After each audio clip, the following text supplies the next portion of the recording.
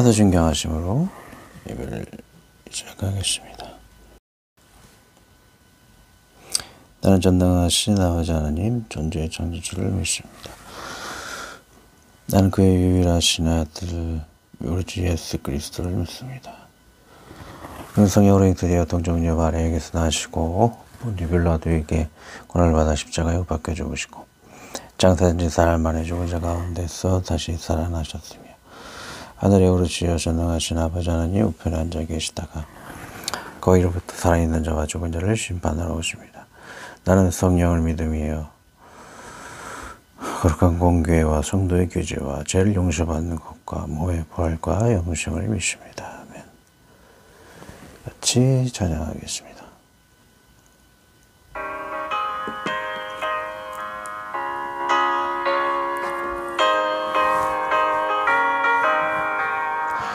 주 위에 십자가 군기 발 높이 들고서 주의 근사되어 영스럽게 찬송하며 나가세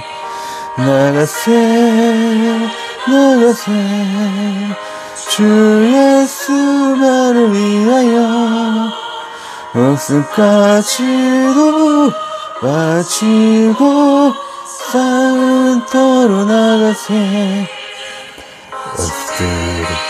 뒤로 갈지라도 주의 군기 붙잡고 주의 집 위에 용일하여 분발하여 싸우세 나가세 주 예수만을 위하여 목숨까지도 바치고 싸움터로 나가세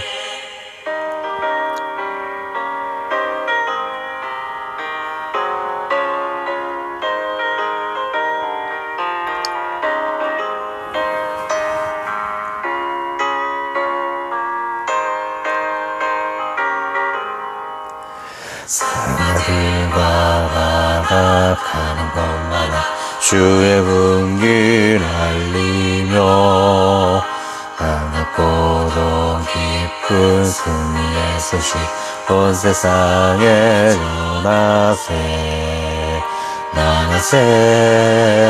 나가세 주 예수만을 위하여 목숨까지도 바치고 싸움터로 나가세 주님이 예수의 손 하나 없이 패하고 주의 군기만이 영광스럽게 오늘 위에 빌리네 나가세 주 예수만을 위하여 목숨까지도 바치고 싸움터로 나가세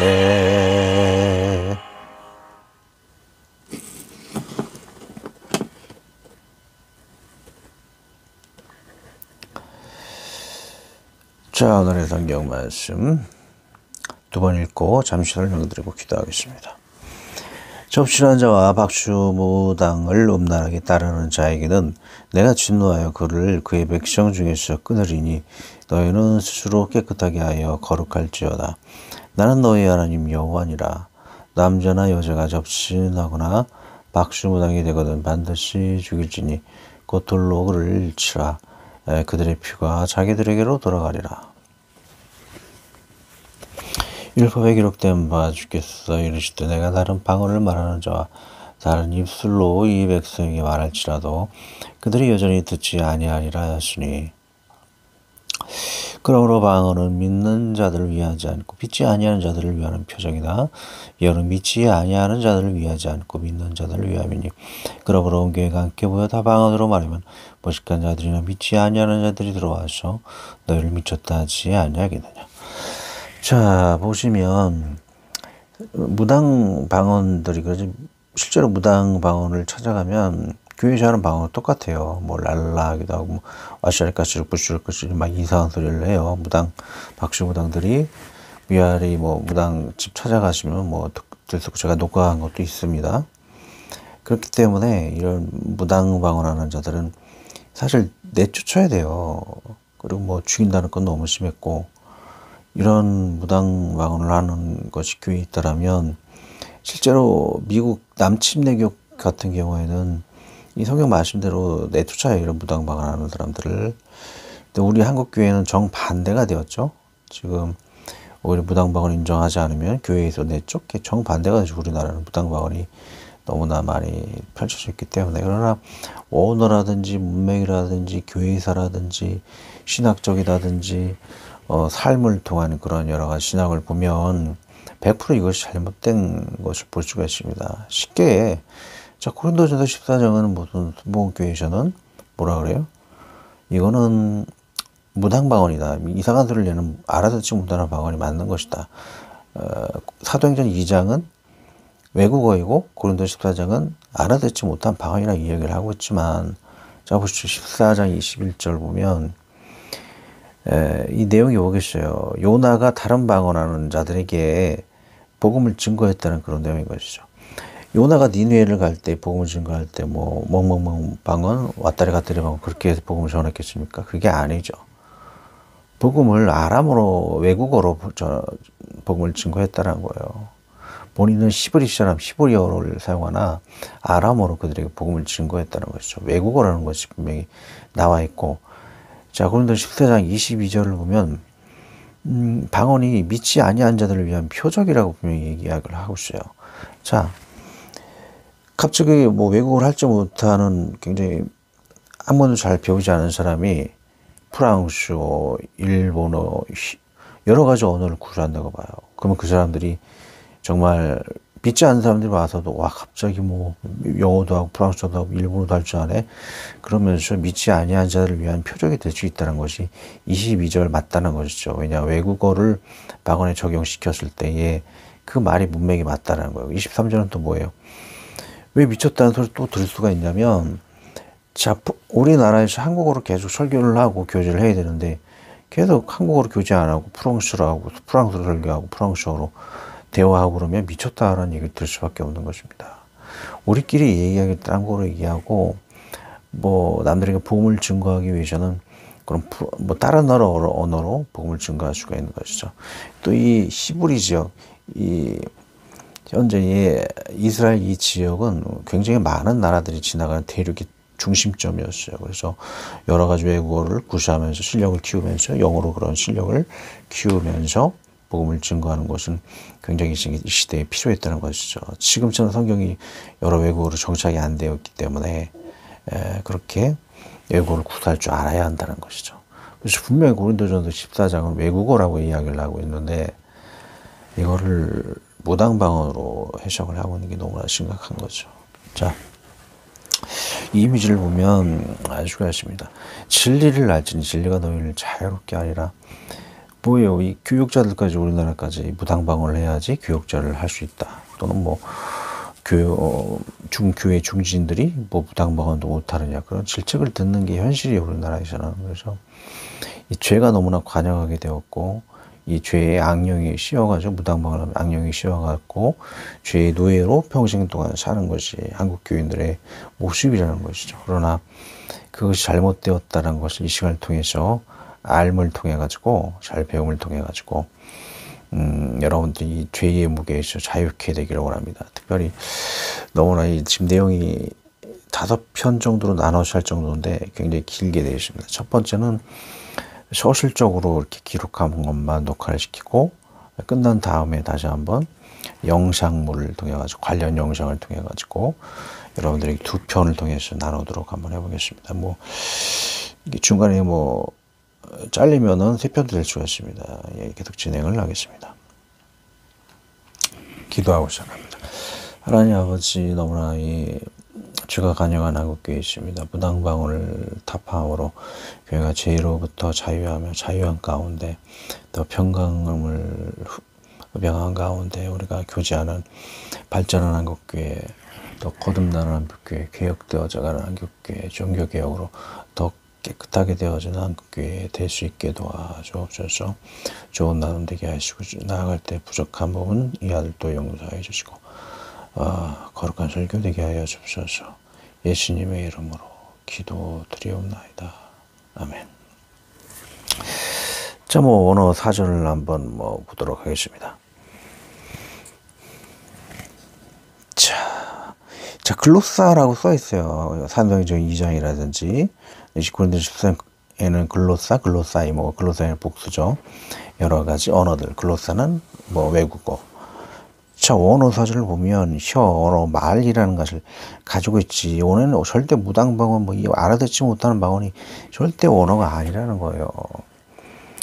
자, 첫 번째 올린 사람이나 짐승의 여러 가지 말이 있죠.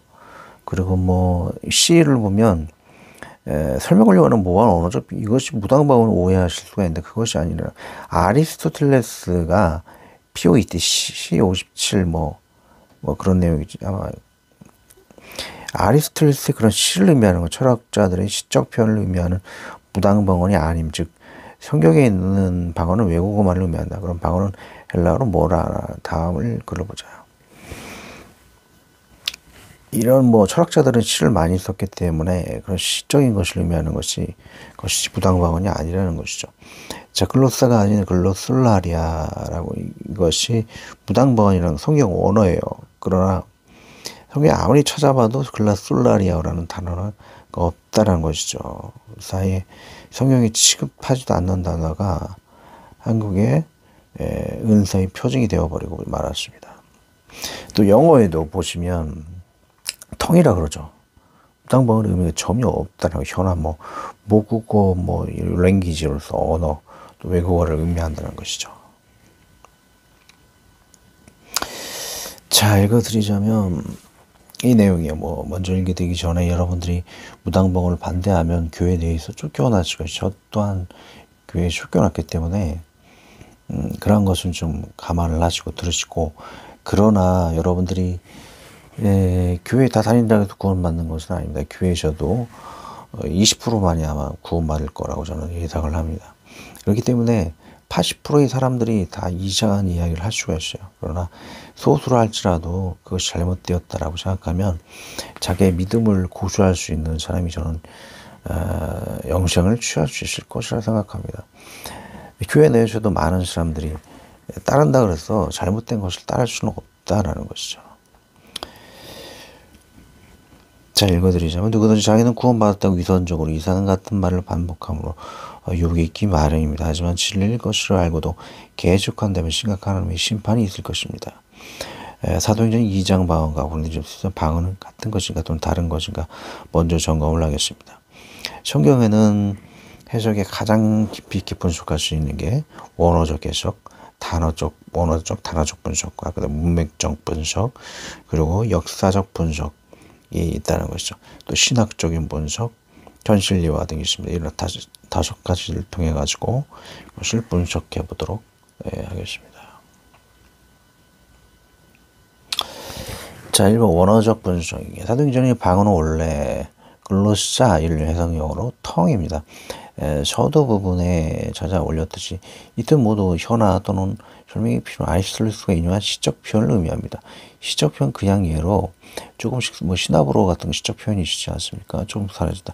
이런 예를 들면 이런 시적 표현을 이야기하는 것이죠. 결국 언어의 영어의 방언의 뜻은 주어, 목적어, 조수로 비롯한 언어를 의미하는 것입니다. 이 단어는 사도행전과 고린도 10장 모두 동일하게 쓰이는 단어입니다. 만약 언어가 다르다면 다른 뜻이겠죠. 하지만 모두 각계의 사도행전 2장과 같은 외국어로 모두 쓸 수 있는 것입니다. 결론은 사도행전 2장과 같은 외국어를 고린도전서 14장도 같이 쓰이고 있다는 것입니다. 그럼 못 알아듣는 언어, 무당방언의 헬라 언어 무엇일까? 그것은 헬라어로 글로솔라리아는 언어입니다. 그러나 사도행전 2장 14장에는 글로솔라리아는 단어 한 번도 쓰이지 않습니다. 그러면 고린도전서 14장에 모두 알 수 없는 언어가 아닌 모두 알아듣거나 해석할 수 있는 외국어라는 것입니다. 예, 문맥적 분석. 아까도 얘기했습니다. 14장 21절 율법에 기록된 바 주께서 이르시되 내가 다른 방언을 말하는 자와 다른 입술로 이 백성에게 말할지라도 그 니엘이 듣지 아니하나. 이 문맥의 배경이 무엇입니까? 이 니느웨를 향해서 요나가 가서 복음을 전거했다는 그런 역사적 배경을 가지고 있다는 것이죠. 그래서 히브리어를 썼던 요나는 아람어를 통해 가지고 니느웨 복음을 증거했다는 거였어요. 그래서 14장은 방언은 바로 아람어라는 외국어를 의미한다는 것이죠. 뭐 요나가 거기 가서 랄랄랄라 룰루룰루 뭐 닥다겠다 삐약삐 이런 방언하면서 복음을 증거했겠습니다. 엉터리 같은 해석을 하고 있다는 것이죠. 한국교회가. 자, 그 외에 아까도 또 얘기 드렸죠. 사도행전 14장 22, 23을 보면 이거 외국어로만 적용을 해야지만 해석되어질 수가 있습니다. 자, 방언은 믿지 않는 자들을 위하는 표적이 왜 믿지 않는 표적이 되겠어요. 외국어를 할 줄 모르던 사람들이 프랑스 외국어, 일본어를 하면서 복음을 증거하는 거 봤을 때 믿지 않는 들이 와 하나님 계시는구나 이렇게 그런 표적이 될 수 있다는 것이죠. 23절은 교회 내에서까지 그런 외국어, 일본어를 써가면서 설교하고 대응을 하면 미쳤다는 소리를 들은 거죠. 그래서 이거는 외국어를 써야지만 22, 23절이 해석이 되어줄 수 있다. 그러나 22절을 무당방언으로 적용해 넣어버리면 22절은 해석이 되어줄 수가 없는 것이죠. 여러분들 무당방언을 교회 내에서 막 해봐요. 그럼 믿지 않는 자들이 와갖고 그냥 처음부터 마지막까지 무조건 미쳤고 너희들 중에 하나님이 거하시지 않는 것이라고 그냥 나가버리게 된다는 것이죠. 최소 22절은 믿지 않는 자들은 피족이 될 수가 없다라는 것입니다.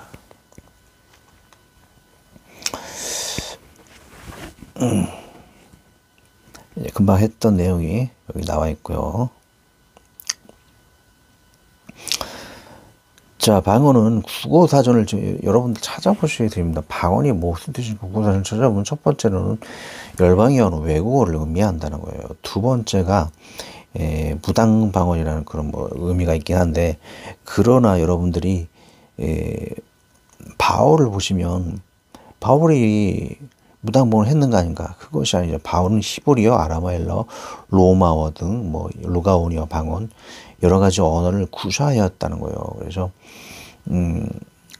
분명히 국어사전은 두 가지 의미가 있지만 첫 번째 의미로서 복음을 증거했다는 것이죠. 닥달닥달 삐약삐약 하면서 바울의 복음을 증거했다고 생각하세요? 그런 것을 다시 이런 다른 복음을 전하지 마시기 바랍니다. 한국교회는 너무나 상처받을 만큼 상처를 받았습니다. 자, 보시면 사도행전 14장 11절 보면 바울이 어떤 언어로 전가하고 있는 것을 볼 수가 있죠. 우리가 바울이 한 일을 보고 루가오니어 방언으로 소리질러 이르되 신들이 사람이 오신 우리 가운데 성경에 나오신 그 방언 루가오니어 외국어라는 뜻입니다. 또 사도행전 21장 41절을 보면 천부장이 허락하고는 바울이 증대 위에 서서 바울이 손초에 매우 종용히 하오니 히브리 외국어로 말을 했다는 거예요. 성경의 모든 방언이라는 단어 속에 외국어를 집어넣으면 전부 다 해석이 될 수 있습니다. 그러나 무당방언을 넣으면 엉터리 성경이 되어버리는 것이죠. 왜 저는 무당방언하는 자들과 변론을 해봤습니다. 그럼 그 사람들이 하는 말이 이 말이에요. 새 방언을 받음이라고 그러는데 새 방언이 무당방언 아니냐 그렇게 얘기하죠. 아니죠. 새 외국어 여러 가지 우리는 무국어만 썼지만 영어를 쓰던 사람이 또 새 방언을 받아가지고 프랑스어를 쓰고 여러 가지 새 외국어를 받을 수가 있다라는 거예요. 그 외에도 방언은 영어로 비밀을 말한다고 했을 때 영어로 비밀을 말하는데 무엇인가? 자, 다른 이가 가도 기도 못 듣게 외국어로 기도를 하는 경우와 그 영어로 비밀을 말한다는 것은 다른 사람들이 못 듣게 외국어로 할 수가 있다는 것이죠. 그리고 영어를 통해 가지고 외국어를 할 수가 있는 것이 있죠. 학원을 가면은 지혜와 지력을 통해 가지고 외국어를 할 수가 있게 됩니다. 그러나 영어로 받아서 갑자기 외국어를 할 수가 있다는 것이죠. 영적인 힘을 통해 가지고. 그래서 영의 방언으로 외국어를 영어로 비밀을 말했다는 것이 외국어를 더 확실히 할 수 있는 것이 되겠죠. 또 고린도전서 14장 통역의 은사가 나오죠. 외국어 통역 은사를 말하는 것이죠. 이는 방언이 통역하는 외국임을 더욱 확고히 하는 것을 보게 됩니다. 방언을 금하지 말라라고 뭘 의미하는 거? 자, 여러분 보세요. 당시 바울은 여러 가지 외국어를 구사하고 있습니다. 외국어를 자꾸 해야지 디아스포라로서 세계 복음을 증거하기 위해서 방언을 외국어를 금하지 말아야 한다는 것이죠. 그 재능을 키워가야 한다는 것이죠. 그 얘기를 한 것입니다. 자, 바울이 방언 나도 많이 하노라고 합니다. 무당방언을 많이 한다는 그 의미가 하는 거죠. 시브리어, 아람어, 로마어, 헬라어 등 여러 가지 바울은 구사를 했기 때문에 많이 했다는 것이지, 외국어는 많이 했다는 것이지 무당방언을 많이 했다는 것이 아니죠. 시브리 루가오니의 방언이라. 루가오니의 시브리 루가리의 요구는 고린도 14장 요나가 사용한 또 아람어 또 외국어 이런 것을 성경에는 많이 사용을 했죠. 그리고 역사주의적인 왜 무당방언이 잘못되었는가? 역사적인 종료, 무당방언의 종료를 보도록 하겠습니다. 무당방언에는 반복식으로 하는 것이 있겠죠. 불교의 신을 라마의 덜간에서부터 계속 같은 말을 반복하는 거예요. 그 외에도 남녀어른기고 남녀어른기고 남녀어른기고 이렇게 남녀어른기고도 반복을 통해 가지고 이런 무당방언을 통해 가지고 악신과 교제를 하게 되었다는 거죠. 아프리카에서는 뭐 우가 차차차차 뭐 우가 차차차차 이런 막 이상한 소리를 통해 가지고 신에게 복을 구하는 이런 미개한 지역에서 행해졌다는 것을 볼 수가 있습니다. 또 성경에서 예수님도 이것을 금하고 있습니다. 기도할 때 이방같이 왜 이방인들이 중언부언 기도를 했겠어요? 그들에게는 바톨로게오라 그러죠. 중언부언이 이렇게 같은 말로 반복을 해가지고 기도를 했다는 것을, 하나님은 그것을 막는 것을 볼 수가 있습니다. 그렇게 기도하지 말라라고 하죠. 예루살렘 공동체 교회에도 들어왔던 것을 주님은 반대하는 것을 볼 수가 있습니다. 왜 이런 것이 교회에 들어왔는가? 자, 처음에는 반대를 했겠죠. 그러나 뭐 애매하게 교회를 개척하신 분이 있어요. 좀 영적으로 둔하신 분이. 근데 이런 무당방언을 하는 사람들이 교회에 들어왔어요. 막 그렇게 기도를 하니까 저게 무슨 기도지? 이렇게 의문시하다가 어떻게 허용되어 버린 거죠. 그래서 그 무당방언을 하는 교회에 만연하게 되었고 그 무당방언을 하는 사람이 나중에 목회자가 되어서 교회인들이 같이 가르치게 되었다는 것이죠. 그 명맥을 통해 가지고 2000년을 거쳐가서 내려오는 거예요. 또 우리나라 자체에는 이미 무당들을 통해 가지고 무당방언이 만연을 해왔다는 것을 볼 수가 있습니다. 자, 무당들이 구한말에서는 나라의 재정과 맞먹는다고 하십니다. 무당들이 받는 그런 수입이라든지 돈이 들어가는 돈이. 그럼 우리나라 전국에 조선 팔도에 이런 무당들이 행해졌고 무당들이 방언들이 만연했다는 것을 볼 수가 있습니다. 그런 사람들이 교회에 들어와서 해서 만연해지는 것은 더 빨리 급속도로 우리나라에 확산되어지는 그런 계기가 되시는 것을 볼 수가 있죠. 또 제 영상의 편을 뭐 따로 다루겠지만 사할린 같은 경우 그들의 무당들은 복을 기원하는 랄랄랄라 뭐 이런 방언을 제일 많이 하는데 우리나라 제가 교회 처음 들어왔을 때 제일 많이 하는 방언이 랄랄라 방언이에요. 무당들이 하는 게 교회에 너무나 만연하죠. 그 다음에 랜던식 무당 방언.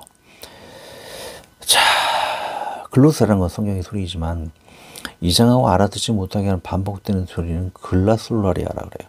사실 비성경적인 소리인 것이죠. 성경에는 있지도 않은 단어. 자, 이런 것은 그리스의 신전인 아폴로 신전, 델피 신전에서 이러한 것이 행해졌다는 것입니다. 뭐 읽어드릴게요. 자, 유황을 맞고 이제 월계수 잎을 씹으며 춤을 추다는 이상한 소리를 내며 춤을 추는 그런 여인들이 있다고 그래요. 그러면은 당시 철학자들이 육행시로 알아듣게 정리하여 신의 계시를 일반이나 정치인에게 뭐 전하였다라고 뭐 합니다. 자, 이런 것을 보면 이미 몇천 년 전부터 서양에서도 이런 복음들이 이런 거짓된 이방인들에게 이미 씌워졌다는 것을 볼 수가 있죠. 즉 이상한 소리에 기어는 이방인들이 거짓신과 교제하기 위한 수단이었음을 증명합니다.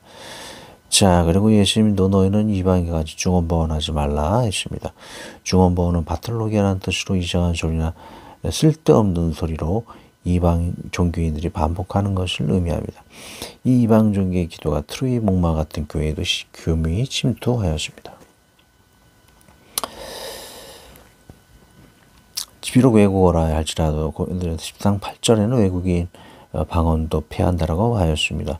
이유는 무엇일까요? 그 당시는 복음의 극박 시험으로 외국어로 외국인에게 복음을 전하는 것이 매우 중요하였습니다. 그러나 지금은 거의 모든 언어로 성경이 정의가 되어 있고 그 나라마다 복음을 전하는 자가 있어 외국어 방언을 받을 필요가 없어진 시대가 되었습니다.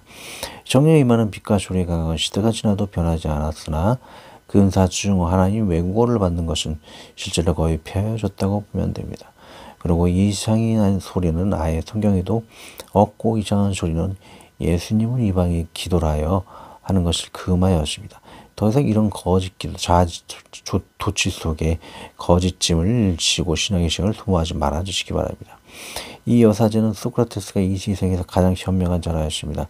하나님 외에는 이 세상에서 누가 가장 현명한 분이 계십니까?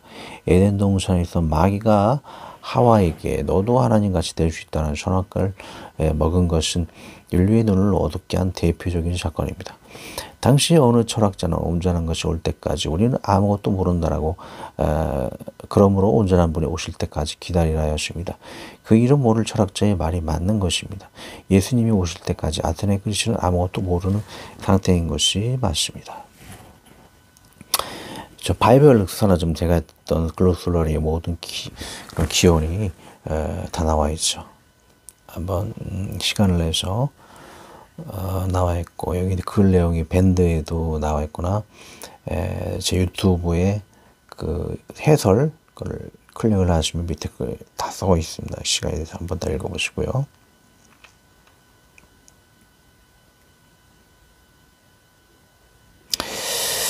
자, 이런 무당방언을 하는 이런 여인들이 실제로 활동했음을 영화 300을 보면 알 수가 있는 것이죠. 그 당시 아에스랑 크레세스 1세가 전쟁 후에는 에스테오의 남편이 되죠. 그가 그리스를 침공하게 되었었고 많은 사람들은 현인이라고 하는 그 무녀 사제에게 전쟁을 해야 할까 말까라고 이렇게 부탁을 하게 됩니다. 그때 그 무녀사는 사악하게 전쟁을 하지 말고 올림픽을 하라고 이렇게 이야기한 것이죠. 얼마나 미련하고 사악한지를 볼 수가 있는 것입니다. 한국교회에 자랄던 무당방언의 그런 역사, 제가 나중에 한번 영상편으로 한번 여러분들과 한번 나누도록 한번 해보겠습니다. 한국교회 무당방언들의 기도하기 녹화한 그런 내용이죠. 또 한 가지는 심포지엄으로 이렇게 내게 됩니다. 한국교회 무당방언이 들어와 문선명 통일교와 박태선 이만희 신천지의 뿌리가 되게 되는 것이죠. 또 CBS 이단의 뿌리를 보게 되면 유명화를 통해 가지고 이단 무당방언 전도사 그를 통해 가지고 증거하게 되고 또 조준원 형제의 어머니 간증을 보게 되면 사탄에게 하는 기도가 무한 반응이고 다 지옥을 간다라고 심한 말을 하고 있어요. 뭐 좀 심한 말이라고 할 수 있겠지만 정말로 지옥 가게 어떻게 됩니까? 무당방언 하고 나서. 그 외에 또 영상이 있죠. 제가 뭐 하는 건데 샤알린 무당방언녀가 이렇게 말랄랄락을 하는 방언의 그런 내용이 있습니다. 뭐 영상편을 통해 더 나누도록 하겠고요. 자, 요약을 하면 그래요. 1927년에 김성도가 통일교 내교리를 만들게 되죠. 그리고 유명한 무당방언의 최초 전도자입니다. 무당방언을 전한 여인인 것이죠. 두 여인이 제자인 백남준인데 백남준이 간음 살인을 하게 돼요. 사이비 규진 것을 볼 수가 있죠. 두 여인의 제자인 것이죠. 그래서 또 백남준의 제자 김백문이 그래도 따라가서 이 사람들의 설교를 듣고 혼합 집대성하여서 기독교 기본진리라는 800페이지 책을 만들게 됩니다. 이 책은 문자적인 성경 해석을 배제하고 마음대로 자의적 해석을 통해서 교주를 신격화하고 여러 가지 이단 신천지들의 뿌리가 되는 것이죠. 문선명 통일교, 박태선 전도관, 이만희 신천지, 정명석 제이미에서의 기본 교리서가 되게 됩니다. 방언 정도관의 박태선의 한번 관찰을 읽어보도록 하겠습니다. 제 말이 아니고 많은 사람들이 또 증언하고 있는 것이죠. 자, 박태선이 성경에 임한 모습이라고 조작한 성령 사건의 사람들이